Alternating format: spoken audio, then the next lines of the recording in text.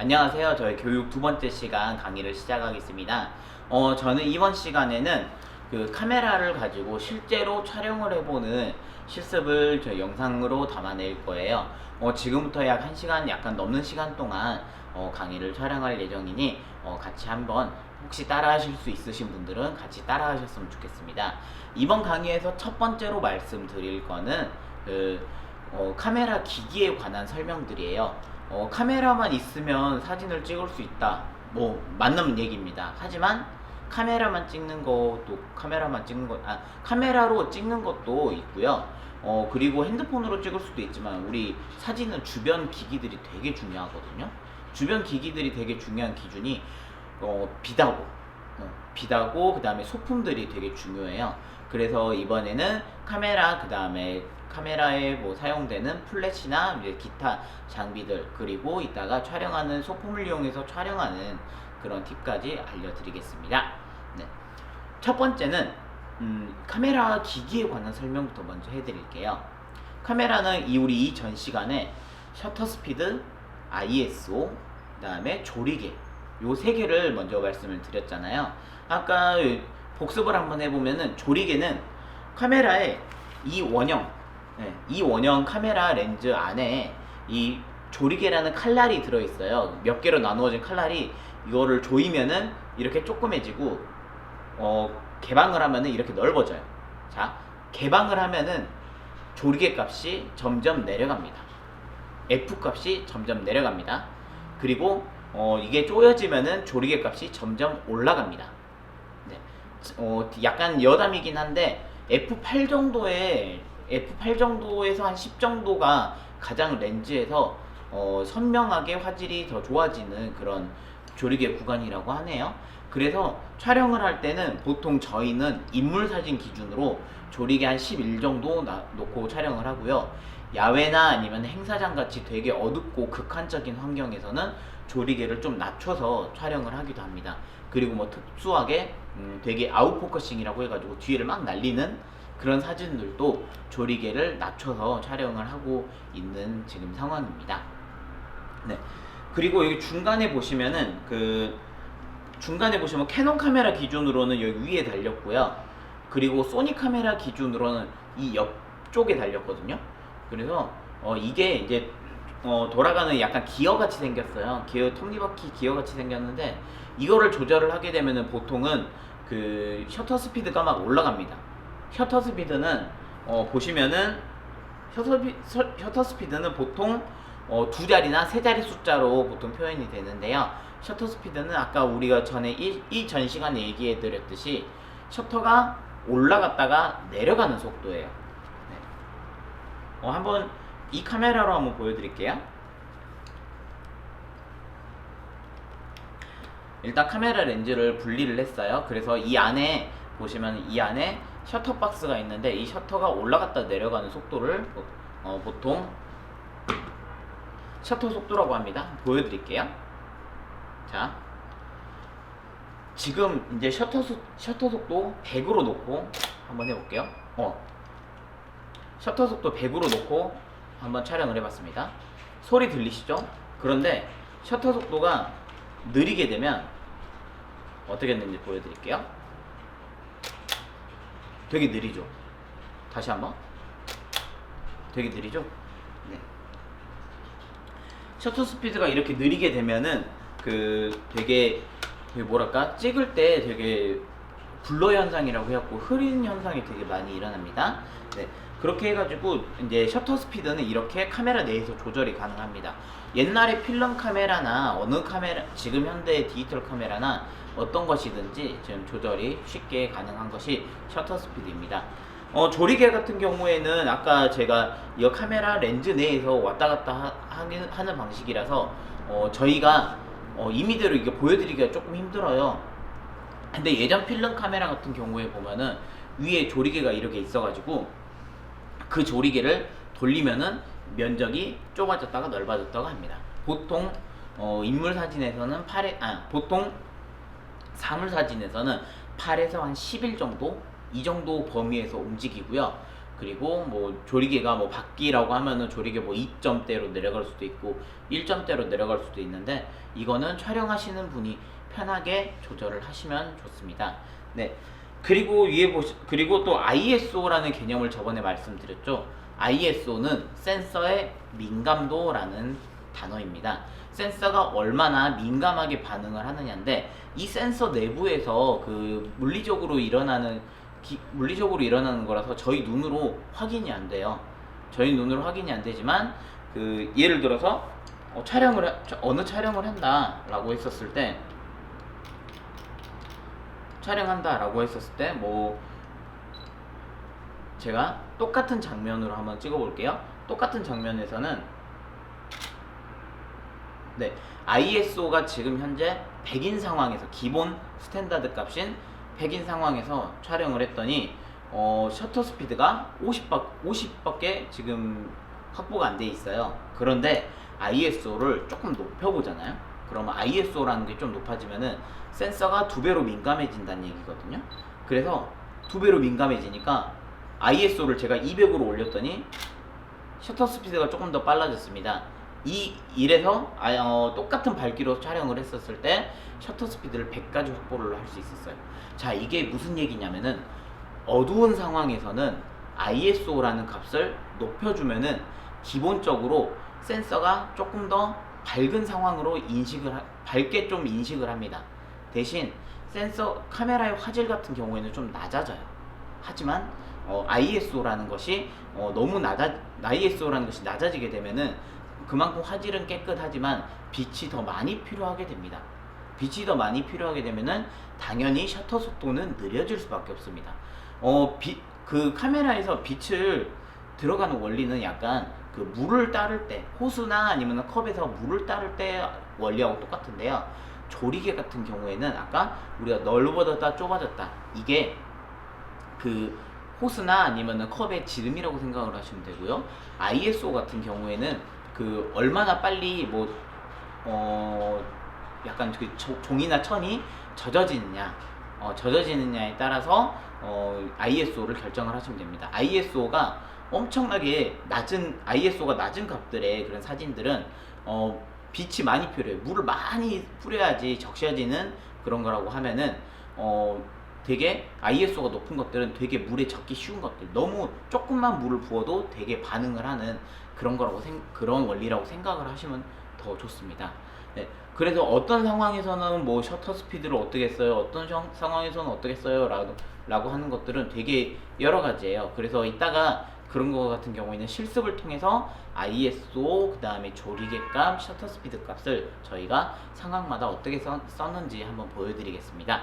네.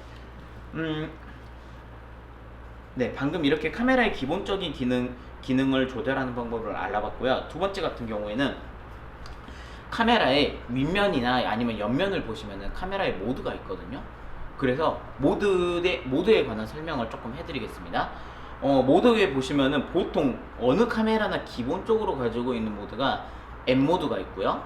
그 다음에 S 모드인데 캐논에서는 TV 모드라고 합니다.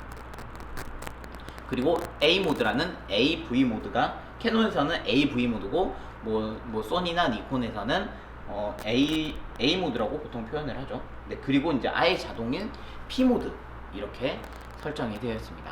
네, 그래서 뭐 일반적으로 초보자들이 쓰는 그런 바디 카메라 같은 경우에는 여러 가지 모드가 있어요. 뭐 예를 들어서 야간 모드, 뭐 아니 스포츠 모드, 뭐 무슨 뭐 접사 모드, 뭐 이런 모드들이 있는데, 전문가용 카메라 같은 경우에는 전문가들은 보통 세팅을 할 줄 안다는 가정하에 모드를 그렇게 많이 주진 않습니다. 먼저 그러면은 P 모드부터 먼저 알아볼게요. P 모드는 여러분께서 생각하시는 그 핸드폰 카메라라고 생각을 하시면 됩니다. 핸드폰 카메라의 그 특징이 뭘까요? 핸드폰 카메라는 그냥 자동이에요. 내가 아무데나 대고 찍으면은 그냥 찍히긴 찍혀요. 하지만 카메라만큼 엄청나게 좋은 압도적인 화질을 구현해 내기는 좀 힘들죠. 요즘 핸드폰 카메라가 좋다고는 하지만 일반 카메라하고는 아직 좀 격차가 있습니다. 네. 그것 때문에 사람들이 카메라를 구매를 하는 거고요. 네. 그래서 이 P 모드 같은 경우에는 프로그램 자동 모드입니다. 프로그램 오토라고 해서 P 모드라고 보통 표현을 하고요. 그냥 내가 되는 대로 알아서 찍어지는 게 P 모드입니다. 하지만 P 모드를 쓰실 거면은 굳이 DSLR, 그다음 뭐 미러리스 카메라 이런 것들을 쓰실 이유가 없습니다, 사실. 그래서 보통 카메라를 사용하시는 분들은 처음에는 P 모드를 사용하시는 분도 계시는데 보통은 A 모드나 M 모드를 많이 쓰세요. A 모드나 M 모드를 많이 쓰시는데 그 이유를 지금부터 알려드릴게요. A 모드 같은 경우에는 A가 무슨 말이냐면 조리개에서 나오는 단어거든요. 그래서 조리개 우선 모드입니다. 자, 조리개 우선 모드는 뭔 말이냐? 내가 만약에 조리개라는 것이 뭐 1.4, 뭐 2.8, 11 막 이렇게 카메라 위에 적어져 있어요. 카메라 위에 적어지면 그 값은 내가 정해요. 예를 들어서 나는 아웃포커싱이 많은 사진을 찍을 거야 라고 하면은 조리개 값을 낮게 먼저 고정을 내가 할 수 있습니다. 뭐 조리개 2.8이나 조리개 1.4 이런 것들은 되게 조리개가 낮은데 조리개 수치가 낮고 조리개가 그 사진이 밝게 나오는 그런 조리개 수치입니다. 그러면은 나는 뒤에를 다 날려버리는 인물 위주의 사진을 찍겠다라고 했을 때는 조리개를 2.8 이하로 맞춰가지고 아웃포커싱이 잘 되게 해주시면 좋습니다. 네, 그런데 그에 비해서 ISO 같은 경우에는 그냥 고정값이에요. 내가 원하는 값을 만들어 놓을 수 있어요. 하지만 ISO도 오토가 가능하다는 점 인지해 주시면 좋습니다. 그런데 저희 상업 사진가들이 촬영을 했을 때는 ISO는 대부분 그냥 고정시켜 놓고 촬영을 하게 됩니다. 만약에 야외에 너무 밝은 대낮이에요. 그러면은 빛이 충분하잖아요. 그러면 ISO를 굳이 올릴 필요가 없습니다. ISO를 그래서 보통 100, 200 정도로 놓고 촬영을 합니다. 하지만 A 모드를 쓴다고 해서 꼭 이제 뭐 밝은 날에 낮에만 쓰는 건 아니거든요. 만약에 뭐 밝은 날인데 저녁에 어디 식당 같은 데 가갖고 촬영을 하고 싶어요. 그런데 식당 촬영이 있는데 밤에는 되게 어둡잖아요. 그럴 때는 조리개는 그냥 두고요. ISO를 높이는 방법이 있습니다. ISO를 뭐 예를 들어서 뭐 100에서 1000까지 이렇게 높여가지고 할 수도 있습니다. 오늘 지금 촬영하고 계시는 이 카메라도 지금 ISO가 1000으로 세팅이 되어 있어요. ISO가 1000이 된다는 건 ISO가 굉장히 높은 수치거든요. 높은 수치인데 왜 그러냐면은 현재 저희가 지금 이 촬영하고 있는 시간이 되게 밝은 시간임에도 불구하고 지금 밖의 환경이 되게 좀 날이 흐려요. 날이 흐린 관계로 빛이 많이 모자랍니다.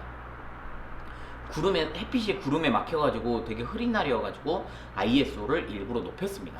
하지만 지금 촬영하고 있는 카메라가 저희는 지금 이제 거의 이제 조리개는 거의 고정되어 있고 거의 이제 셔터 스피드만 왔다 갔다 하는 그런 거의 A 모드와 유사한 지금 모드로 지금 촬영을 하고 있습니다. 네, 그래서 저희 사진가들 같은 경우에는 사진의 일정한 퀄리티를 나타내기 위해서 예를 들어서 인물 촬영을 해야 돼요. 인물 촬영 회고 어느 정도의 느낌을 내야 돼요. 그런데 조리개가 낮으면 아웃포커싱이 되게 잘 일어나니까 사진의 효과가 굉장히 달라지거든요. 그래서 저희 같은 경우에는 조명을 사용하지 않는 사진에서 야외에서 찍는 스냅 사진 이런 것들은 전부 다 A 모드로 놓고 촬영을 합니다. 네, 대신 뒤에가 같이 잘 나와야 될 것은 A 모드를 조리개를 높이고요. 5.6 이상으로 높여주고요. 만약에 내가 인물 사진이나 아니면 어느 주제만 부각시키고 싶다 라고 할 때는 조리개를 낮춘 상태로 A 모드를 사용합니다. 그러면 되게 간편한 게 셔터 스피드는 어느 정도 일정 부분 정도는 그냥 카메라에서 자동으로 맞춰줍니다. 그래서 되게 촬영하기가 편합니다. 내가 일일이 셔터 스피드를 조절하지 않고서도 세팅하지 않고서도 어느 정도의 퀄리티를 담보를 할 수 있습니다. 네. 그래서 A 모드를 사용하는 것입니다. 네. 두 번째 같은 경우에는 T 모드거든요. T 모드고 캐논에선 T 모드고요. 그 다음에 뭐 니콘이나 소니에서는 S 모드입니다. 자, 카메라 위에 보시면은 S나 아니면 TV 모드라고 써진 곳에 위치를 다이얼을 돌리시고 한번 모드를 맞춰보시면은 셔터 스피드는 내 마음대로 조절이 됩니다. 하지만 셔터 스피드는 조절이 되나 조리개는 내 마음대로 조절이 안 돼요. 그래서 사진이 밝은 데서는 사진이 앞과 뒤가 너무 잘 보이는 그런 조리개가 높아진 현상이 발생하고요. 만약에 너무 이제 밝아버리면은 너무 어두운 상황에서는 조리개가 갑자기 너무 개방이 돼가지고 조리개 수치가 낮아진다는 얘기죠. 조리개 수치가 낮아지니까 사진이 아웃포커싱이 심해집니다. 나는 아웃포커싱을 원하지 않았다면은 그거는 잘못된 사진이겠죠. 내가 작가가 의도한 사진이 아니겠죠. 그래서 이 셔터 우선 모드라고 하거든요. 이 S 모드에서는 T 모드에서는 그 셔터 스피드가 우선입니다. 물론 ISO는 다 독립적인 개념이라서 ISO는 또 사용자가 마음대로 조절할 수 있습니다. 어디를 갔는데 너무 밝다라고 했을 때는 ISO를 내리시는 게 맞고요. 어디를 갔는데 내가 촬영을 하는데 ISO가 너무 높아요. 그러면은 너무 어두워요. 그럼 ISO를 올려주시면 됩니다. 네, 그렇게 해서 내가 원하는 정도의 밝기를 맞춰서 촬영을 하실 수 있습니다. 네. 그리고 마지막은 M 모드인데요. M은 매뉴얼. 자, 매뉴얼이 수동이란 얘기죠. 우리 그 운전을 하실 때도 옛날에는 스틱과 오토가 양분되어 있었잖아요. 잠깐. 그때 이제 스틱 모드를 매뉴얼 모드라고 보통 얘기를 합니다. 여기에서는 M 모드에서는 내가 원하는 모든 것들을 다 수동으로 맞추셔야 됩니다. 셔터 스피드, 조리개, 그 다음에 ISO 이런 것들을 전부 다 내가 수동으로 맞추셔야 됩니다. 그래서 M 모드 같은 경우에는 그 사진을 촬영을 하시면서 이거는 이 정도 나오겠구나 라고 짐작을 하시고 나서 M 모드를 사용하시는 겁니다. 네. 특히나 조명을 사용하는 촬영 같은 경우에는 지금 제 옆에도 조명이 지금 3대가 마련되어 있거든요. 조명이 마련된 경우에는 조명을 만약에 한번 보여드릴게요. 이렇게 조명이 한번 터지잖아요. 그러면 이 조명들이 도대체 얼마의 빛을 가지고 있으니까 나는 어떤 정도의 세팅을 해야 되나 라는 것을 미리 짐작을 해가지고 데이터 형태로 나타낼 수 있으셔야 됩니다. 그래서 그 M 모드 같은 경우에는 사진이 제일 어렵습니다. 그래 보통 이제 초심자분들께서는 A 모드를 보통 많이 쓰시고요. 저희 작가들 같은 경우에는 그 되게 여러 군데를 돌아다니면서 촬영을 해야 되는 경우, 특히나 행사 사진, 뭐 돌잔치나 결혼식, 그 다음에 뭐 기업 행사 사진 같은 경우에는 보통 A 모드를 많이 사용을 하게 됩니다. 네. 그렇게 이제 P 모드, M 모드, S 모드, A 모드라는 게 있어요. 자, 그런데 여기에서 질문을 이렇게 해주시는 분들이 계세요. 캐논 카메라 기준입니다. 소니 미러리스 카메라 같은 경우는 이 화면에 같이 뜹니다. 한번 보여드릴게요. 여기 밑에 보시면 무슨 눈금 같이 생겼어요. 눈금 같이 생겼습니다. 자, 플러스 3부터 뭐 플러스 2, 플러스 1, 0, 마이너스 1, 2, 3 이렇게까지 이렇게 이제 뭐 여러 가지 그 눈금으로 되어 있는 데가 있는데요. 이 눈금이 뭐냐면은 노출계입니다. 노출계란 무엇이냐? 우리가 사진이 밝아서 이제 허옇게 뜬 거를 보통 너무 과다한 노출이다 라고 얘기를 하고요. 그 다음에 너무 어두운 사진 같은 경우에는 노출이 부족하다 라고 얘기를 합니다. 보통은. 그래서 이 노출 과다나 부족을 카메라가 미리 인식을 할 수 있습니다. 예를 들어서 카메라 같은 경우에는 이번에 조리개값 뭐 셔터 스피드 뭐가 이러니까 ISO가 몇이니까 이렇게 찍으면 현재 빛 상황에서 너무 플러스가 나겠다, 너무 노출이 과다하거나 너무 노출이 부족할 수도 있겠다 라고 미리 카메라에서 미리 그거를 알아볼 수 있거든요. 그래서 촬영을 하실 때 이렇게 촬영하면은 너무 밝겠구나 아니면 너무 어둡겠구나를 지레짐작으로 아실 수 있습니다. 네, 물론 이제 조명을 사용하는 촬영 빼고요. 네, 일반적으로 찍었을 때요. 네, 그런데 여기 이제 노출계 같은 경우에는 특히나 P 모드하고 M 모드가 정정할게요. M 모드 같은 경우에는 내가 모든 세팅을 정할 수 있으니까 M 모드에서는 노출계가 알아서 왔다 갔다 합니다. 하지만 P 모드, 그 다음에 S 모드, T 모드라고 하죠. A 모드, 네. 어떤 것 하나든지 약간 반자동이나 아니면 자동으로 되는 모드 같은 경우에는 이 카메라의 눈금에 따라 이 카메라의 눈금을 내가 움직일 수 있습니다. 내가 움직일 수 있는 게 뭐냐면은 자 A 모드 아까 저희가 설명해드렸던 A 모드를 먼저 기준을 가지고 말씀을 드리면은 A 모드에서는 내가 조리개를 우선적으로 정할 수가 있습니다. 그리고 ISO를 내가 우선적으로 정할 수 있습니다. 그리고요 여기에 하나 더 비밀이 추가되어 있는데 노출계를 조정을 할 수 있어요. 그러니까 사진을 내가 전반적으로 밝게 찍느냐 아니면 전반적으로 조금 어둡게 찍느냐를 내가 조절을 할 수 있습니다.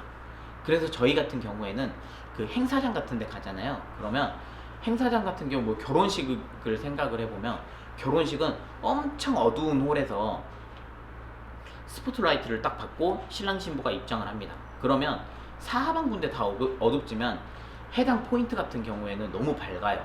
그러니까 저는 근데 카메라를 들이대면 그 포인트만 갑자기 엄청나게 밝아집니다. 그 해당 신랑 신부 포인트만. 그래서 저희는 그거를 A 모드로 엄청 어둡게 설정을 해서 신랑 신부를 거의 정확한 우리 눈으로 볼 때 그 정확한 걸로 맞추는 그런 일을 하게 됩니다. 좀 약간 기술적인 부분이에요. 하지만 보통의 경우에는 그냥 어디 뭐 커피숍 가서 찍으시고 아니면 뭐 밖에 나가서 촬영을 하실 경우에는 약간 저희는 플러스 1이 되기 전에 카메라의 눈금을 보시면 플러스 1이나 한 3분의 1이나 3분의 2 정도 지점에서 보통은 촬영을 하게 됩니다. 그렇게 해야지 살짝 화사한 사진이 나오기 때문입니다. 네, 마찬가지로 S 모드, 그냥 T 모드나 이런 것들도 내가 원하는 노출 값을 정할 수 있습니다. 내가 평균적으로 더 밝게 촬영을 할 수도 있고요. 아니 평균적으로 더 어둡게 촬영을 할 수 있으나 보통은 살짝 밝게 촬영을 해야 된다는 거 말씀을 드리고 이제 각각 모드에 관한 설명도 여기까지 마치겠습니다. 네. 자, 그리고 이제 세 번째 같은 경우에는 렌즈에 대한 설명입니다. 렌즈를 한번 보여드릴게요.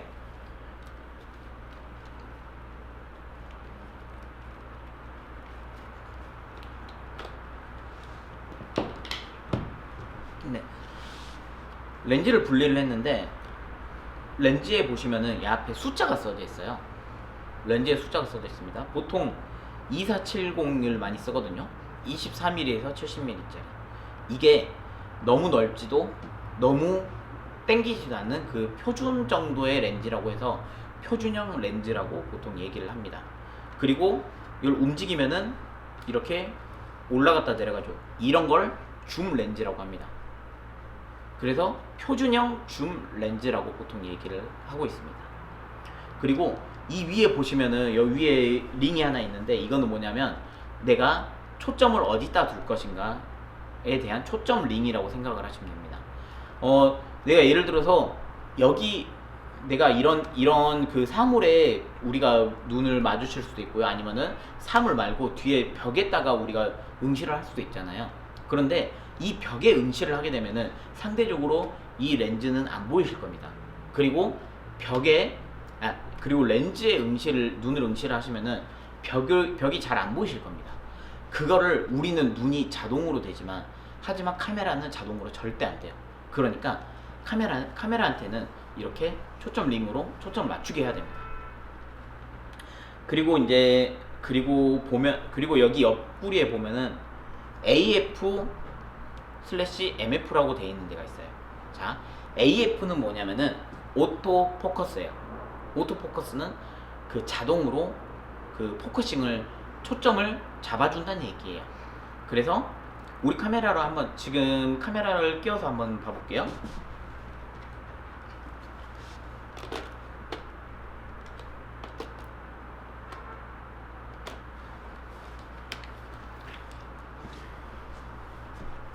자, 여기 삐빅한 소리 들리시죠? 이게 뭐냐면 AF 자동으로 초점이 맞춰지는 그런 의미입니다. 초점이 맞았어요 라고 하는 의미고요. 하지만 MF로 변환을 해볼게요. 네, MF 상태에서 하게 되면은 소리가 안 나. 소리가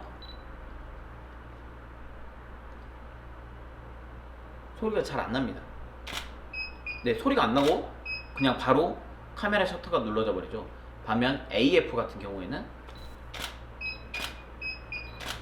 네, 이렇게 바로바로 초점을 잡게 되죠. 방금 MF에서 소리가 난 이유는 그 제가 맞춰놨던 이 초점 링이 우연히 거기 범위에 들어가가지고 그 초점이 맞았다는 그런 신호 사인이 나타난 그런 표시였었습니다. 네, 제가 아까 놓치고 있던 것 중에 하나가 줌 렌즈와 그 다음에 단 렌즈 차이입니다. 자, 줌 렌즈는 영어 그대로 줌이 왔다 갔다 당겨졌다 안 당겨지는 그런 당겨졌다 좁혀졌다 하는 그런 렌즈를 줌 렌즈라고 하고요. 단 렌즈 같은 경우에는 우리 그 단이 한자입니다. 홉 단자 써가지고 단 렌즈고요. 이거 같은 경우에는 대표적인 단 렌즈 중에 하나예요. 소니에서 나온 85mm만 되는 단 렌즈예요. 자, 85mm라고 하면은 제가 이 전 시간에 숫자가 이거 초점거리 같은 경우에는 숫자가 짧으면 짧을수록 더 광각이고 크면 클수록 더 당겨지는 망원 렌즈라고 말씀을 드렸죠. 이 85mm는 대표적인 인물용 망원 렌즈입니다. 보통 뭐 스튜디오나 이런 곳에서 망원 렌즈를 쓰기도 하는데, 그때 이제 망원 렌즈가 요만큼 큰 이런 렌즈도 쓰지만 요런 85mm 렌즈도 씁니다. 자, 단 렌즈의 특징 중에 하나는 줌이 되지 않아요. 그래서 줌이 되지 않으니까 설계가 굉장히 쉽습니다. 대신 설계가 쉬운 대신에 렌즈를 더 넣는 그 렌즈 매수 자체가 되게 적어요. 그래서 그 공기 중에서 이렇게 렌즈를 통과해가지고 사진이 맺혀지는데, 근데 이 렌즈를 통과하는 빛들은 굉장히 렌즈를 몇 개 덜 통과하니까 훨씬 더 화질이 좋습니다. 네. 그 대신에 단점은 줌이 되지 않으니까 움직이고 싶으면은 내 마음대로 내가 직접 움직여야 됩니다. 그건 저희를 발줌이라고 합니다. 발로 줌을 당긴다 그래서 발줌이라 그러는데, 그 발줌을 할 필요가 있긴 하지만 워낙 결과물이 좋아서 많이 쓰는 렌즈 중에 하나입니다. 자, 이 렌즈 같은 경우에는 앞선 줌 렌즈하고 다르게 지금 이 조절하는 이 링이 하나뿐이죠.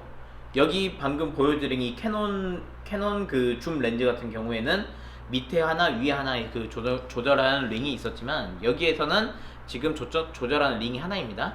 이거는 줌이 아니고요. 그 초점 링이라고 해가지고 아까 말씀드렸던 그 앞이 더 잘 보이느냐 좀 더 뒤가 더 잘 보이느냐를 결정하는 초점 렌즈입니다. 그래서 단 렌즈 같은 경우는 여기 한번 써 있는 거 보시면은 단 렌즈 그냥 하나 써져 있거든요. 숫자 하나 써져 있거든요. 그래서 뭐 50mm 단 렌즈는 50 써져 있고요. 그 다음에 이 렌즈 같은 경우에는 85mm 렌즈라서 85라고 써져 있습니다. 자, 대표적인 단 렌즈들 말씀드릴게요. 대표적인 단 렌즈들은 35mm 단 렌즈라고 해가지고 우리 눈은 시야 화각하고 거의 비슷한 렌즈가 하나 있고요. 그 다음에 50mm 단 렌즈라고 해가지고 우리 눈하고 거의 똑같은 왜곡이 없는 렌즈가 있습니다.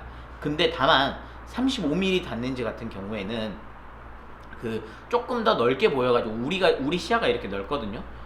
살짝 더 넓어 보이고 우리 시야보다 살짝 더 넓어 보이고, 50mm 렌즈 같은 경우는 우리 눈보다 조금 더 당겨지게 보입니다. 다만 이제 눈의 설계 구조 같은 경우에는 우리 눈 기준이 50mm라는 거를 참고를 해주시고요. 뭐 의학적인 거라네요. 네, 그래서 이 85mm 같은 경우에는 조금 더 당겨지게 보입니다. 네. 그리고 이제 50mm 렌즈 있고 85mm를 가장 단 렌즈 중에는 많이 쓰는 편입니다. 그래서 판매량 보면 50mm하고 85mm하고 거의 양분해서 거의 사용하는 모습을 보실 수가 있습니다. 네. 그래서 이 단렌즈 같은 경우에는 여기 이쪽에 보시면 AF, MF 버튼이 있죠. 그래서 마찬가지로 똑같이 자동으로 초점이 맞춰지든지 뭐 수동으로 초점이 맞춰지든지 이렇게 고를 수가 있는 그런 장점이 있습니다. 네, 어느 렌즈나 거의 다 달려 있는 거예요, 이거는.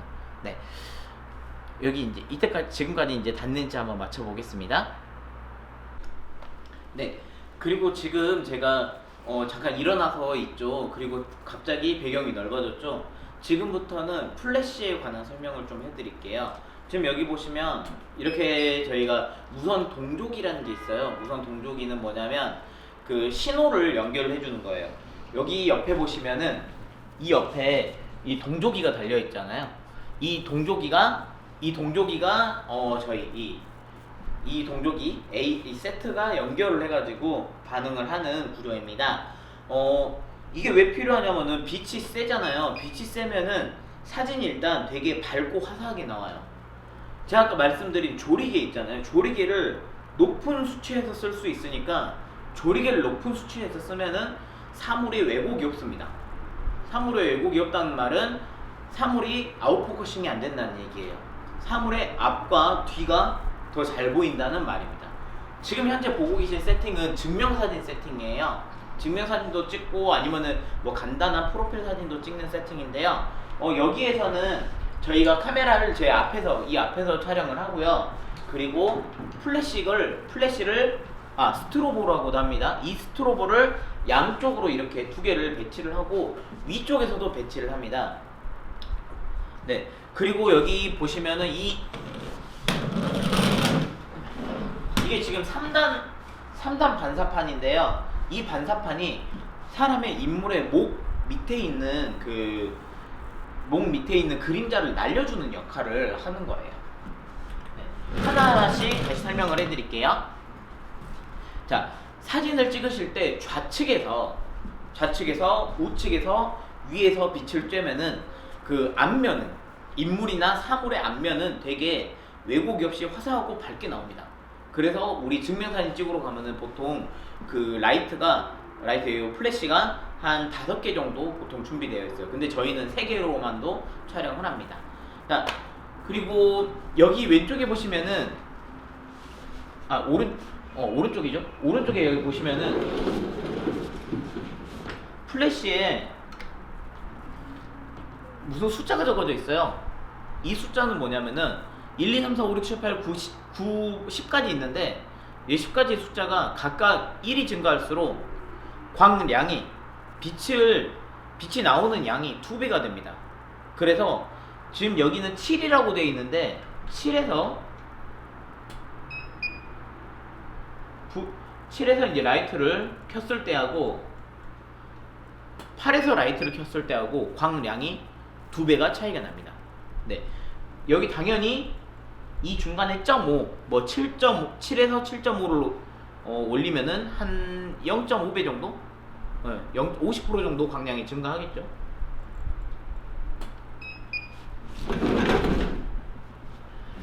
네, 그리고 이 위에 보시면은 이게 팔각형이거든요. 지금 팔각형이 영어로 옥타라 그래요. 그래서 옥타라고 해가지고 저희가 위에 이 디퓨저 빛을 고르게 퍼뜨려주는 디퓨저를 위에다가 설치해줬습니다.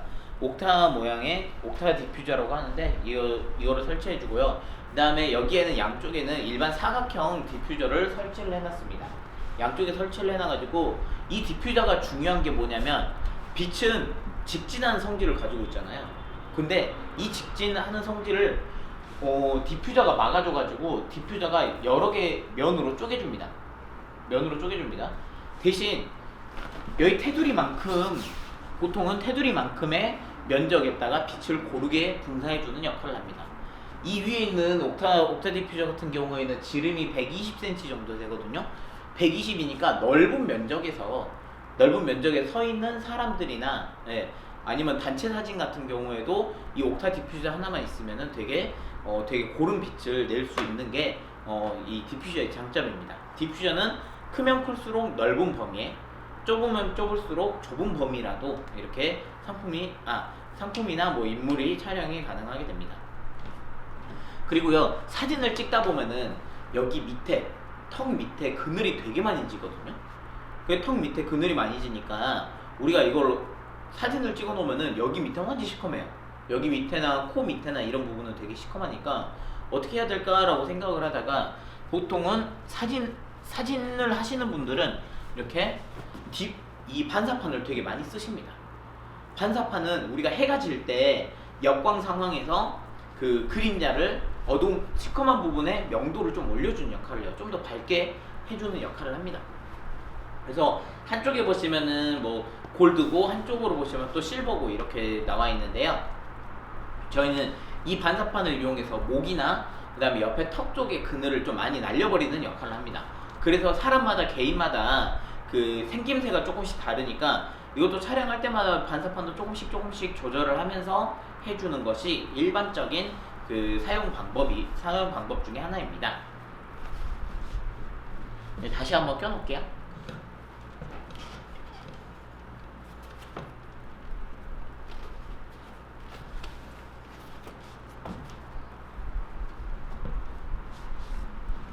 네. 그리고 그 다음에는 저희는 증명 사진을 찍을 때 이렇게 배경지를 대고 촬영을 해요. 이렇게 해서 사람이 여기 앉아서 보통 촬영을 하거든요. 네, 그런데 이 배경지를 대는 이유 중에 하나가 있는데, 뒤에도 충분히 밝은데, 뒤에도 흰색인데 왜 여기 있다고 또 배경지를 대냐라고 하시는 분들이 계세요. 그런 거는 왜 그러냐면은 촬영을 할 때 우리가 빛이 여기서 저기까지 직진을 할 때 빛이 4배가 더 듭니다. 거리가 2배 들어갈수록 그 빛은 4배를 더 소모를 하게 되거든요, 보통은. 그래서 저희는 최대한 이 뒷면이 밝게 나오기 위해서 인물 바로 뒤에다가 흰 종이를 일부러 하나 더 배치를 하게 됩니다. 물론 이제 사람이 많은 경우에는 여기 이 공간에 사람이 뭐 한 10명, 20명이 들어가서 촬영을 해야 되는 경우에는 물론 더 여기 흰 벽을 배경지로 사용하지만, 사람이 한 명인 경우에는, 아니면 물품을 찍을 때 물품이 굉장히 작은 경우에는 이 앞에다가 최대한 배경지하고 가까이서 촬영을 하는 게 그 뒷면이 밝게 깨끗하게 빠지는 그런 상품 사진의 원리 중에 하나라고 말씀을 드릴 수 있습니다. 네, 그리고 그 다음에는 이 스탠드를 설명을 해드릴게요. 스탠드하고 그 다음에 삼각대에 관해서 설명을 해드릴게요. 스탠드 같은 경우에는 되게 튼튼해요. 보통 발이 3개고요. 보통 이제 삼각대도 마찬가지고, 요 조명 스탠드도 보통 발이 3개인데, 이 조명 스탠드도 당연히 있어야죠. 네, 당연히 있어야 되고, 어떻게 보면은 저희 상업사진가 같은 경우에는 카메라는 어떤 카메라이든지 빛을 이렇게 플래시를 잘 사용하게 되면은 굉장히 깔끔한 사진을 뽑아낼 수 있어요. 네, 렌즈 성능하고 그렇게 막 렌즈 성능이나 뭐 바디 성능 이런 것도 좀 좌우되겠지만, 평균적으로 웹에서 핸드폰에서 보는 정도는 충분히 뽑을 수 있습니다. 하지만 이 빛이 없으면은 그 고유의 촬영할 때 그 느낌들이 거의 없게 됩니다.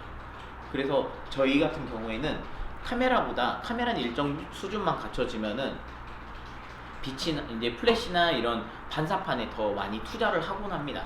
요즘은 또 영상의 시대니까 영상 마이크라든지 그 다음에 영상 삼각대라든지 짐벌이라든지 이런 것들에 더 투자를 많이 하고 있습니다. 네, 그 다음에는 그 삼각대를 고르는 요령에 관해서 알려드릴게요. 삼각대는 보시면 여기 위에 체결하는 부분이 있어요. 삼각대 헤드랑 삼각대 이제 헤드라고 하거든요. 이 헤드랑 그 카메라를 체결하는 그 부분이 제조 업체마다 조금씩 달라요. 그런데 보편적으로 많이 쓰시는 게 도브테일이라는 그 타입이 있거든요. 도브테일의 타입들은 보통 잘 여기 보통 일반적인 삼각대하고 잘 끼워집니다. 보시면 이 삼각대와 저희 카메라도 여기 도브테일이라는 그런 여기 체결하는 부분이 있어가지고 요것 때문에 좀 많이 도브테일이 많이 쓰입니다. 물론 이제 삼각대를 제조하는 업체 중에서 맨프로토라고 하는 그런 되게 이탈리아의 유명하고 좀 역사 깊은 그런 업체도 있는데, 그 맨프로토 제품들은 여기하고 체결하는 부분이 달라요.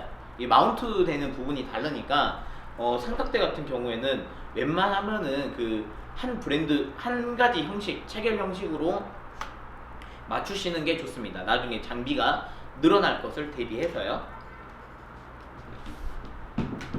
네, 그리고 이렇게 삼각대 같은 경우에는 거의 모든 제품들이 헤드가 빠집니다. 헤드가 빠져요. 그러고 나서 이 사이에 무슨 액세서리 같은 것, 액세서리나 아니면 뭐 이렇게 움직이는 뭐 플레이트나 이런 슬레이트나 이런 것들이 되게 많이 체결할 수 있는데 이런 삼각대 헤드랑 분리가 된다는 점 미리 알아주시고요. 그 다음에 삼각대 헤드 같은 경우에는 헤드만 따로 많이 팔아요. 그래서 각 기능마다 이제 헤드 모양과 그 다음에 가격이 천차만별입니다. 헤드는 이렇게 부드럽게 이제 돌아가는 형식들이 있고요. 아니면은 정밀하게 막 어디 조금 돌리면 조금 나오고 어디 조금 돌리면은 나오고 이런 나사식도 있습니다. 참고로 여기가 이제 동그란 볼 모양이라고 해가지고 이 형식을 볼 헤드 타입이라고 그래요. 그래서 우리가 그냥 임의대로 조금씩 움직여가지고 맞출 수 있는데 볼 헤드 타입을 쓰시는 분들도 있고 안 쓰시는 분들도 있으세요. 그래서 이제 풍경 사진사 같은 경우에는 볼 헤드를 많이 안 씁니다. 왜 그러냐면 그분들은 좌로 몇 도, 우로 몇 도를 정밀하게 조절을 하셔야 되니까요. 근데 이제 뭐 범용으로는 볼 헤드를 많이 쓰기도 합니다. 그 다음에 이제 다리 부분인데요. 삼각대 다리는 되게 두꺼운 것도 있고 얇은 것도 있고 그래요. 근데 만약에 마냥 두껍다고 좋은 건 아니죠. 내가 움직임이 적고 내 카메라가 엄청 무겁고 막 장비도 많이 달아야 되고 이러면은 다리를 두꺼운 걸 쓰셔야 됩니다. 하지만 내가 야외를 다니고 뭐 여행을 다니는 걸 좋아하고 이러시면은 가벼운 걸 사셔야 되겠죠. 그래서 저는 삼각대만큼은 매장 같은 데서 한번 가셔가지고 한번 다 들어보고 나에게 맞는 거를 찾는 게 더 좋을 것 같아요. 뭐 어디 것이 뭐 더 좋다, 어디 것이 뭐 더 이름값이 높다 이런 거는 나한테 맞지 않는 것 같아요. 그래서 저희 같은 경우에는 저도 이제 현업에서 뛰고 있지만 저도 되게 가볍고 경량적인 부분을 많이 선호를 해요. 왜 그러냐면 저도 출장이 많고 짐을 짊어지고 어디 이제 촬영장까지 가야 되는 경우가 많으니까요. 그래서 저는 현업에서는 가벼운 거를 좀 추천을 해드리는 편입니다. 그래서 이런 거 같은 경우에는 나중에 그 가방 장비 있잖아요. 장비 가방 같은 경우에 옆에 카메라 전용 가방들이 옆에 삼각대 꽂을 수도 있거든요. 그런 것들을 많이 이용해서 지금 활용을 하고 있습니다. 그리고 여기 이제 다리는 이렇게 열었다 뺐다 하는 클립식이 있고요. 이렇게 돌려서 빼는 방식들이 있습니다. 보통은 저는 너무 낮은 거를 권장을 해드리진 않아요. 그래서 다편 길이가 내 키보다 조금 더 높으면은 뭐 컨트롤하기도 좋고 합니다. 네, 지금 이 삼각대 같은 경우에는 다펴면은 한 요 정도 나오네요. 지금 한 150 정도 나오고요. 여기 가운데 헤드 쪽 밑에 나사를 풀게 되면은 거의 한 180cm, 180 정도까지 이렇게 올라가네요. 네. 어떤 거를 하시든지 별로 뭐 관계는 없습니다만 저는 너무 너무 튼튼하지 않은 거는 좀 추천해드리진 않고요. 이렇게 클립식이나 뭐 돌려서 빼는 이런 방식들이 다 나쁘진 않은데 다리는 어느 정도는 좀 튼튼한 거를 원합 말씀드립니다. 그렇게 되면은 가격대는 보통 한 10만 원대 정도부터 이제 출발을 하는데 그 정도 이상부터 사용하시면은 대체로 무난하게 쓰실 수 있습니다. 막 돈 아끼신다고 뭐 한 5만 원대, 3만 원대 이런 거 사시면은 카메라 얹어 놓으면은 카메라가 막 휘청휘청 하거든요. 그러면은 촬영할 때도 별로 안 좋아요. 그래서 저는 이 삼각대를 쓸 때 보통 이제 풍경 사진이나 이런 것들에서 많이 써요. 제품 사진들 같은 경우에는 한번 촬영을 하고 나서 그 다음에 계속 세팅을 바꿔가면서 또 찍고 해야 되지만 삼각대 같은 경우에는 고정을 무조건 하셔야 되기 때문에 야경이나 뭐 아니면은 아침에 해 뜰 때 이럴 때 무조건 삼각대를 쓰시는 게 좋습니다. 특히나 야경 같은 경우에는 셔터 스피드를 길게 갖고 가잖아요. 그 동안에 흔들리지 않아야지 그 배경이 블러 처리가 안 됩니다. 흔들리는 처리가 안 됩니다.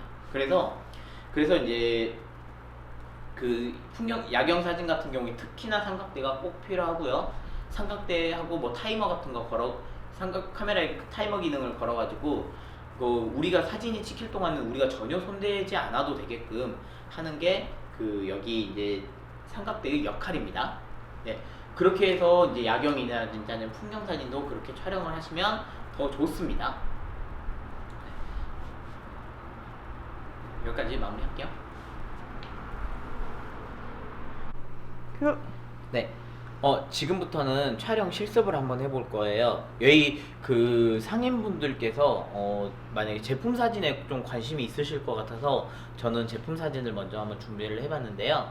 이 제품 사진들 중에서 그냥 조그마한 저희가 음식을 한번 촬영을 해보려고 합니다. 저희 오늘 준비한 거는 빵을 한번 찍어볼게요. 저희 전주에 가면 많이 먹는 그 초코파이 있잖아요. 이 초코파이를 한번 촬영을 해보겠습니다. 이 초코파이 같은 경우에는 지름이 한 7cm, 8cm 정도 되는 원형의 모양이고요. 저희가 이거를 잘 찍기 위해서 저 어떻게 해야 될지 한번 고민을 해봤습니다. 저희는 평소에 음식 사진을 많이 찍기 때문에 그릇 같은 게 좀 보유를 하고 있는 편이거든요. 그래서 이 그릇들 중에 먼저 내가 어떻게 촬영을 해야 될지, 어떤 촬영을 해야 될지 고민을 해야 됩니다.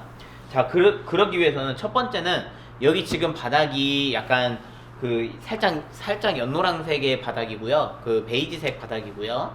그 다음에 이런 이제 깔고 이제 보여줄 그릇이 필요한데, 여기를 바탕으로 할 그릇이 필요한데, 그릇 색깔은 흰색 그릇도 있고, 그 다음에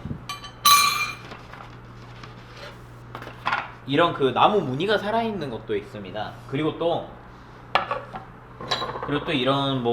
이런 회색깔의 좀 청색이 도는 회색의 이런 그릇도 좀 있습니다.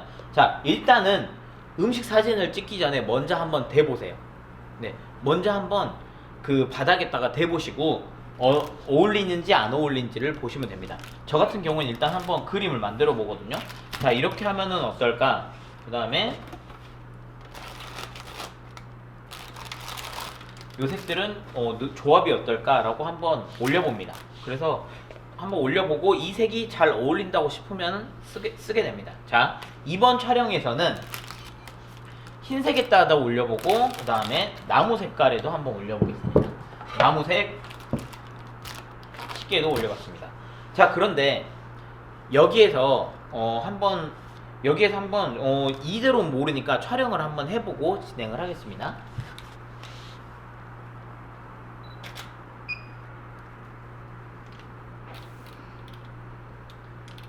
자, 촬영할 때는 M모드가 필수입니다. 촬영할 때는 M모드가 필수예요.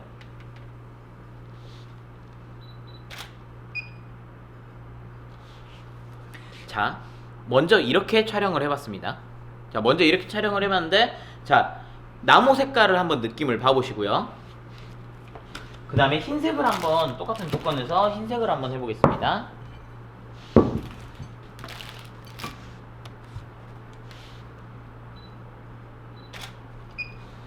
네, 흰색에다도 한번 해봤습니다. 여러분들은 어떤 색이 더 괜찮다고 생각하시나요? 흰색에다가 하면은 그 갈색인, 거의 검정색에 가까운 갈색인 초코파이가 더 눈에 잘 띄는 효과가 있고요. 그 다음에 여기 나무 색깔, 이 나무 색깔 접시에다가 올려놓은 경우에는 그 나무 결 때문에 조금 더 자연스러운 느낌을 얻을 수 있습니다. 그런데 저는 지금 이 상황에서 이 갈색이 조금 더 잘 받는다고 저는 판단이 되거든요. 흰색 같은 경우에 좀 밋밋하다고 생각이 들어서 갈색으로 한번 찍어 보겠습니다.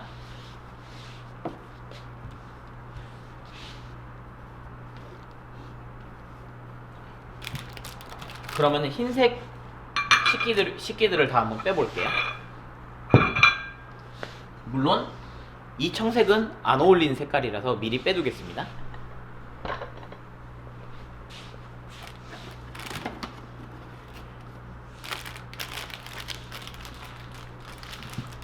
자, 한번 해보겠습니다. 자, 배치를 어떻게 하냐고 질문하시는 분들이 굉장히 많은데, 배치는 우선 제일 크게 보이는 곳에 제일 주제가 되는 것들을 놓고, 내가 찍고자 하는 사물을 놓고요.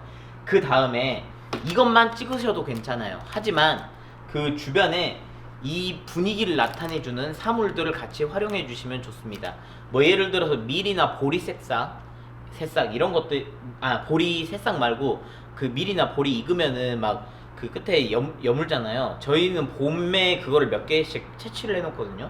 그래서 이런 것들은 우리 밀가루를 쓰기 때문에 우리 밀에 그 들어가는 그 밀이나 보리들 같은 밀하고 보리하고 비슷비슷하게 생겼으니까 그런 것들을 미리 챙겨 놓습니다. 그래가지고 그걸 활용할 수도 있고요. 아니면은 색깔이 지금 비슷한 계열들의 그 소품들을 많이 쓰거든요.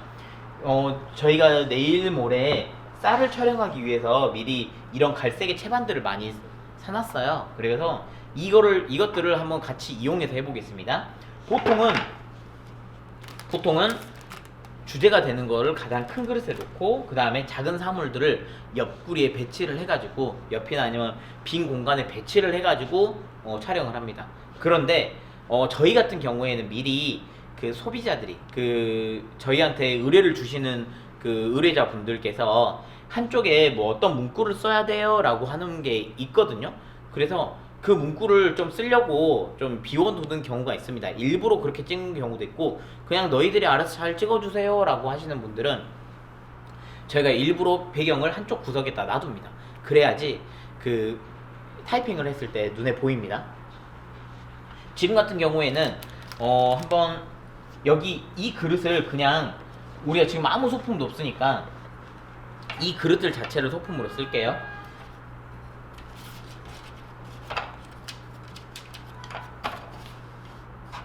보통은 사물이 없고 막 그릇이 없을 때는 그냥 그릇을 겹쳐놓기만 해도 되게 이게 높이가 있어 버리니까 되게 뭐랄까 되게 입체감이 있는 그런 것들을 느낄 수 있어요. 저희는 사진의 오른쪽 위쪽에 글씨를 한번 쓴다는 가정하에 촬영을 해보겠습니다.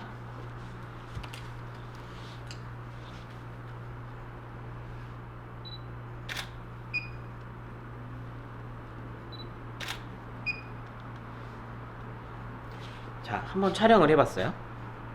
자, 촬영을 해봤는데 오른쪽 위가 살짝 빈 모습을 보실 수 있습니다. 오른쪽 위가 살짝 빈 모습을 보실 수 있고요. 그 다음에 왼쪽도 살짝 비긴 했는데 왼쪽은 좀 덜 비었죠. 그래서 이런 것들 이렇게 촬영을 할 수도 있고요. 그냥 여기가 동그랗다고 안 잘리게 찍는다고 다 안 자르면 조금 이상할 수도 있거든요. 그래서 저희는 일부만 한번 잘라서 찍어봤어요. 자, 근데 여기에서 초코파이 배치를 한 번만 더 해서 찍어볼게요.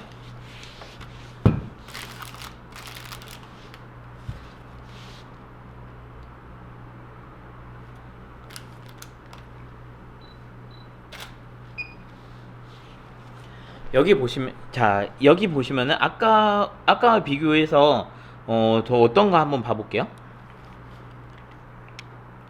이 전씨는 좌에서 우로 흘러가는 모양이에요. 좌에서 우로 흘러가는 모양이고요.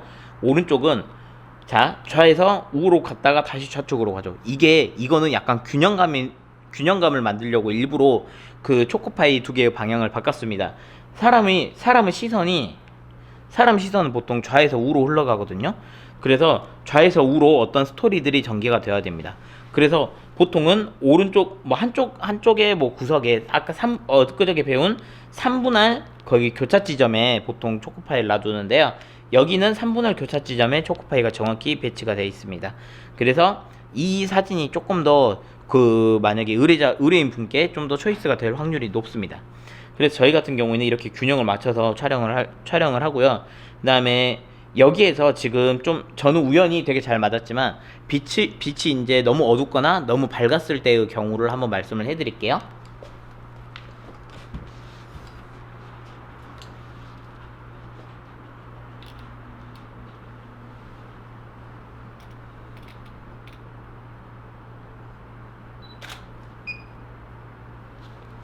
자, 이 사진을 보시면은 조리개가 6.3이고요.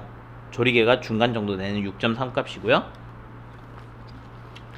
그 다음에 한번 정보를 한번 봐볼게요. 네, 조리개 6.3이고 셔터 스피드 100입니다. 그리고 ISO도 똑같이 100입니다. 그래서 지금 잘 안 보일 거예요. 너무 시커멀 거예요. 그래서 이거 시커하면은 자 여기 보시면 이게 히스토그램이라는 그 정보거든요. 이게 왼쪽으로 치우치면은 너무 어둡다는 얘기예요. 그래서 얘네들이 조금 한 중간 이상 정도 가야지 되게 그 밝고 화사하고 괜찮다는 느낌을 받을 수 있어요. 아까 우리가 예시로 보여줬던 거는 오른쪽, 자 고르게 퍼져 있다가 오른쪽 위가 이렇게 많이 올라간 느낌이죠. 화사한 빛들이 많이 있다는 얘기입니다. 자, 그래서 그래프를 왼쪽에서 오른쪽으로 이렇게 변환을 시켜줘야 되잖아요. 자, 이러면은 빛을 더 밝게 해줘야 됩니다. 자, 빛을 밝게 해주는 조건은 카메라에서 설정을 해보면은 첫 번째는 조리개를 그 조리개 수치를 떨구는 방법이에요. 그 조리개를 더 개방한다는 얘기입니다. 조리개가 이렇게 커져야지 빛이 들어오는 면적이 커지니까 사진이 더 밝게 나오겠죠. 그래서 이 조리개를 내리는 방법이 있습니다. 자, 한번 내려볼게요. 조리개가 현재 6.3입니다. 카메라에 한 스톱씩 내려보다가 조리개를 6.3에서 5까지 한번 떨쳐봤습니다.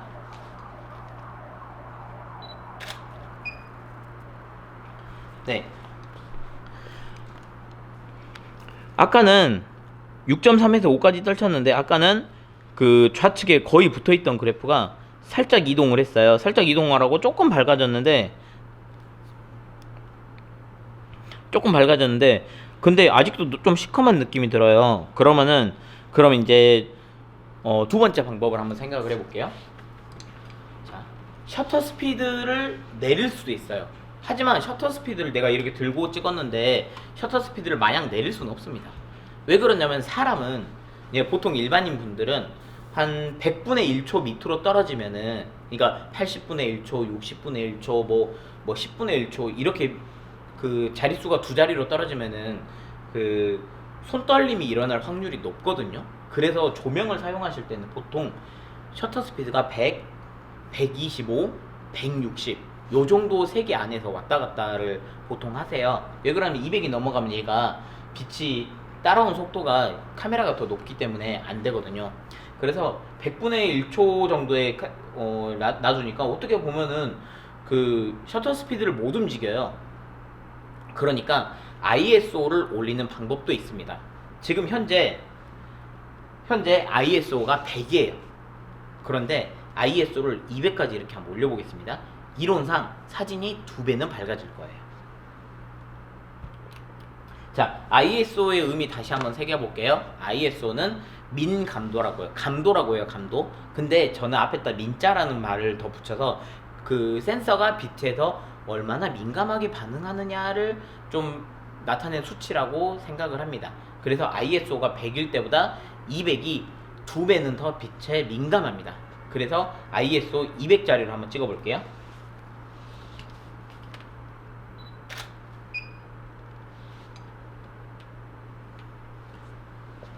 네, 이쪽 보시면 이건 ISO 100짜리, 200짜리입니다. 자, 100짜리, 200짜리, 100짜리, 200짜리. 200짜리가 훨씬 더 밝죠? 100짜리, 200짜리. 200짜리는 밑에까지 되게 밝아진 모습을 볼 수 있었습니다. 그래서 그래프도 한번 봐볼게요. 자, 100짜리는 왼쪽에 좀 몰려있던 반면에 200짜리는 그래프가 우측으로 좀 갔습니다. 자, 이게 뭐냐면은 좀 더 밝아졌어요 라고 하는 얘기예요. 그래서 우측으로 좀 밝아졌으니까 이 정도면은 딱 괜찮은 노출이 됩니다. 하지만 조금 더 화사하게 해보려면은 이런 제품 촬영들 같은 경우에는 플래시의 광량을 늘릴 수도 있어요. 플래시 광량을 늘려서 한번 찍어볼게요.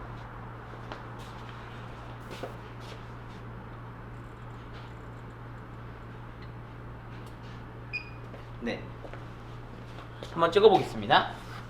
방금 제가 플래시 광량을 2배로 늘렸거든요. 이 2배로 한번 늘려보고 한번 촬영해 보겠습니다.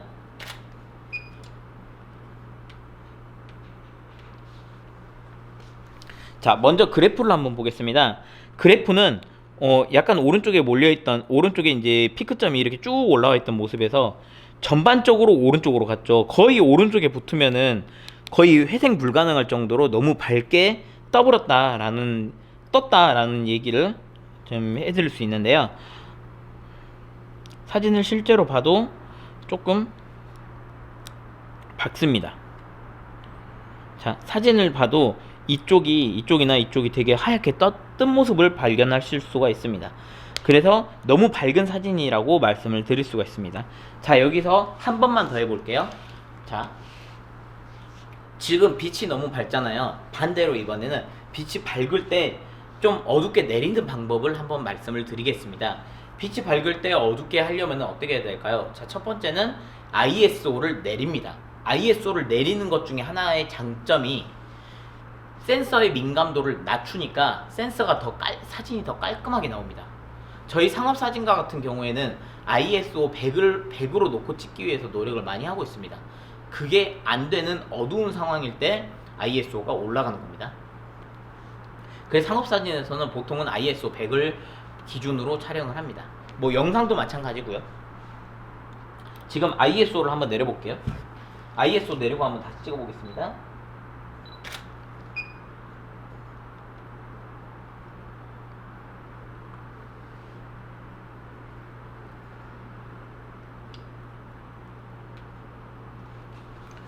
자, 먼저 그래프부터 볼게요. 방금 아까 ISO 200에서는 오른쪽으로 향해서 가던 그래프가 ISO 100으로 하니까 좀 왼쪽으로 내려가는 모습을 보실 수가 있습니다.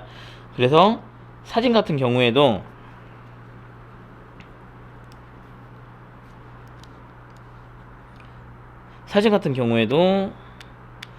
자, 아까는 ISO 200이었을 때 너무 밝았던 사진이 ISO 100으로 하니까 조금 더 밝기가 내려갔습니다.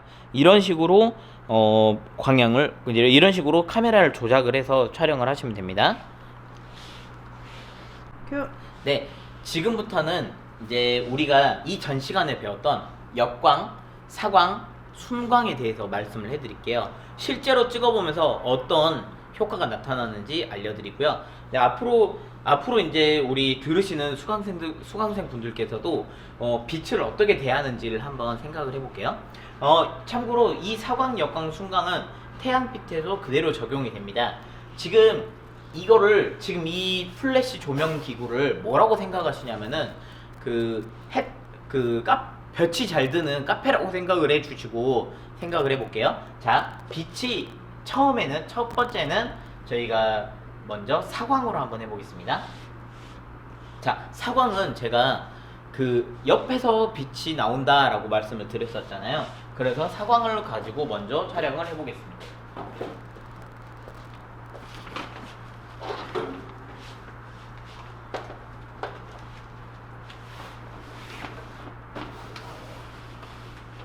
네. 자, 어떤 기준이냐면은 촬영자가 빛을 왼쪽이나 아니면 오른쪽에 두고 촬영을 하는 것을 사광이라고 합니다. 편의상 초코파이 그냥 2개만 놔두고 촬영을 하겠습니다. 이렇게 빛이 들어오면 사광입니다. 이 모양은 마치 볕이 잘 드는 카페에 앉아가지고 낮에 볕이 잘 드는 카페에 앉아가지고 뭐 음료나 아니면은 뭐 커피나 아니면은 뭐 디저트를 촬영을 할 때도 이 지금 빛의 모양이 펼쳐집니다. 한번 촬영을 해볼게요.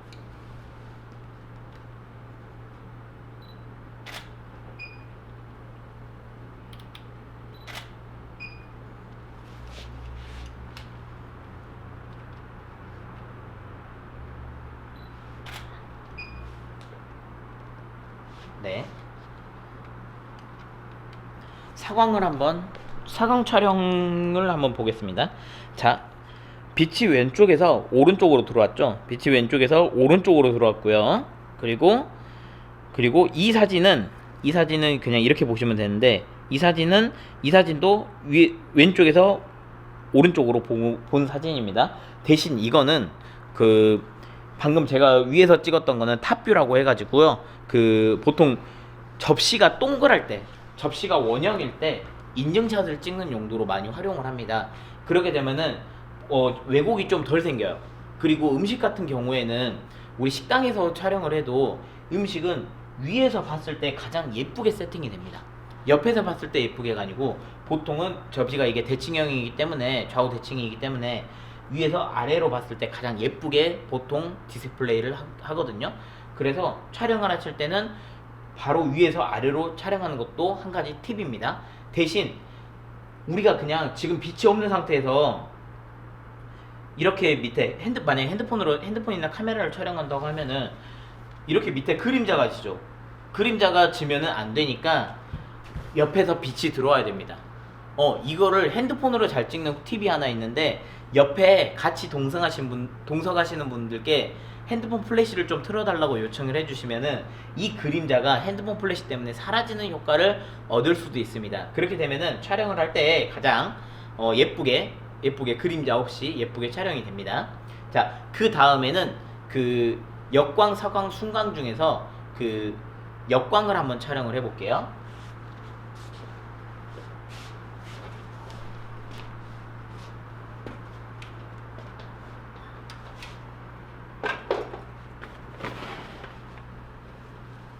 자, 역광을 말씀드렸을 때 내 앞에 카메라의 촬영자 앞에 빛이 있으면 역광이라고 말씀을 드렸습니다. 그래서 이 역광 같은 경우에는 굉장히 빛이 이렇게 왔을 때 이 앞에 그림자가 굉장히 많이 질 걸로 예상이 됩니다. 아까 사광에서는 옆에 그림자가 졌었거든요. 그런데 여기에서 역광에서는 이 앞에 그림자가 지기 때문에 조금 사광보다 조금 더 이미지가 센 이미지가 나올 수도 있어요. 센 이미지란 건 좀 더 거친 이미지라는 말씀입니다.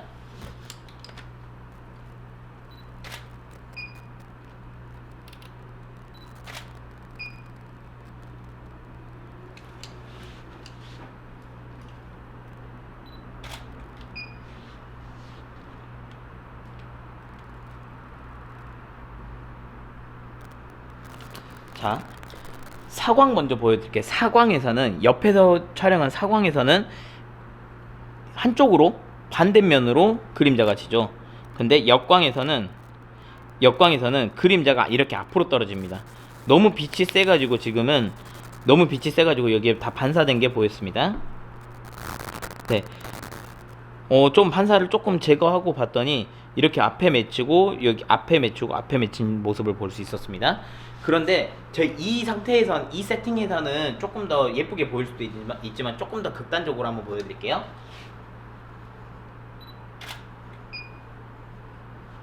네. 자, 이 상태에서는 지금 밑이 너무 시커매가지고 좀 사물이 잘 보이지 않습니다. 이것 때문에 보통 역광은 많이 피하고 있거든요. 역광을 해소하는 방법은 여기에 빛을 하나 더 넣어주는 방법입니다. 다른 플래시를 사용해서 여기 이쪽쯤에 하나 더 빛을 내주면은 여기 이쪽 그림자가 상대적으로 밝아지면서 조금 디테일이 살아나는 경우가 있습니다. 하지만 역광은 제품 사진이나 이런 거 찍을 때 잘 활용하진 않습니다. 역광은 특히 뭐 일부 인물이나 아니면은 뭐 일부 풍경 사진을 제외하고는 잘 쓰지는 않는 기법이긴 합니다. 그 다음에는 순광을 한번 보여드릴게요. 순광.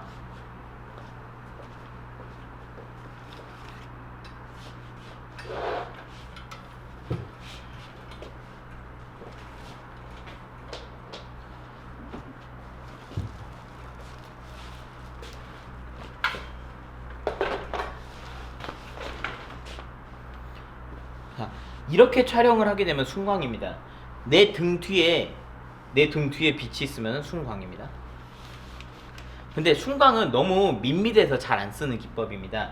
왜 그러냐면은 어둠과 밝음이 교차가 돼야지 이게 사물의 입체감이 살아나는데, 순광 같은 경우에는 지금 이렇게 보이면은 그 반대면에 그림자가 맺히는 데가 저희가 잘 안 보이는 부분입니다. 그래서 이쪽 뭐 그릇이나 이런 것들의 그 그림자가 아마 싹 사라질 거예요. 촬영을 하고 나면 싹 사라질 겁니다. 한번 촬영을 해서 보여드릴게요.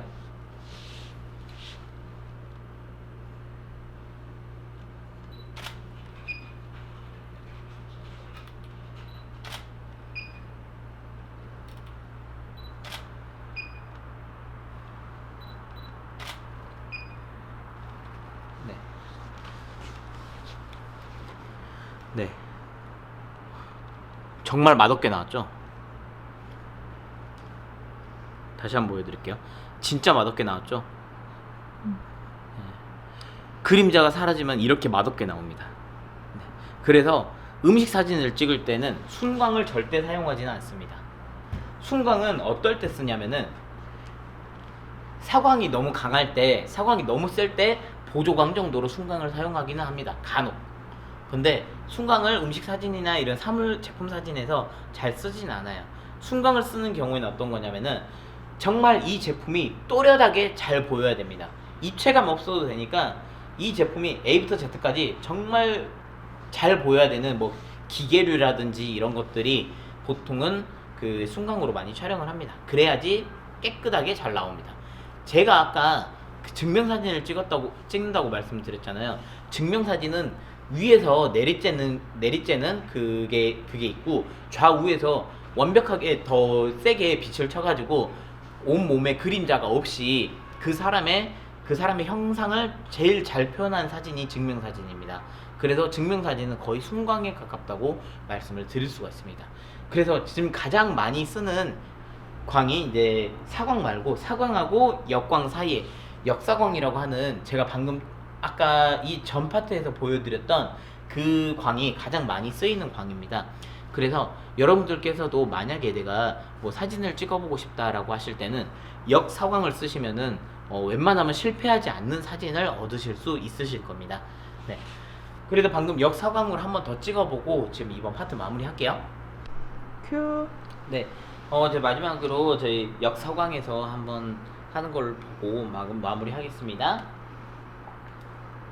역사광은 제 왼쪽에서 오른쪽 밑으로 그림자가 질 겁니다. 지금 저기 위에 있는 그 등이 약간 역사광의 역할을 하고 있는데요.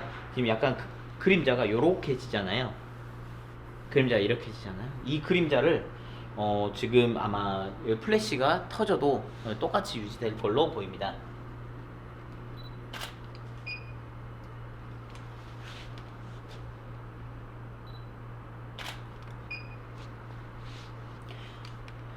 네, 좌측에서 우측으로 지금 그림자가 나왔고요. 이 사진도 좌측에서 우측으로 그림자가 나와 있는 모양입니다. 현업 음식 사진가들은 보통 이 광을 가장 많이 씁니다. 이게 가장 그 물건의 음식의 디테일을 가장 잘 보여주는 사진이라서 이렇게 촬영을 하고 있습니다. 네.